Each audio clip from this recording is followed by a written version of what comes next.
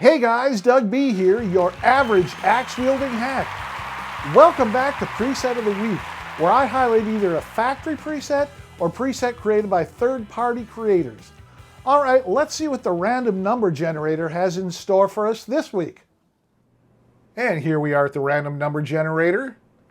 Minimum 0, maximum 383. All right, let's hit generate. Number 246. All right. Let's check that one out. Well, I checked, and preset number 246 is Funky Synth on all 3 units. Just giving a quick look shows that this preset appears to be the same across all 3 units. This is the FX3 version. This is the FM3 version. See? In, gate, drive, comp, synth, delay, reverb, out. In, gate, drive, comp, synth, delay, reverb, out. Now, all 3 versions have 4 scenes: straight, sub, detune, and fast LFO. Besides the in and the out blocks, this preset uses 6 blocks: gate, drive, comp, synth, delay, and reverb. Now I'm a sucker for anything with funky in the title, so let's give it a try.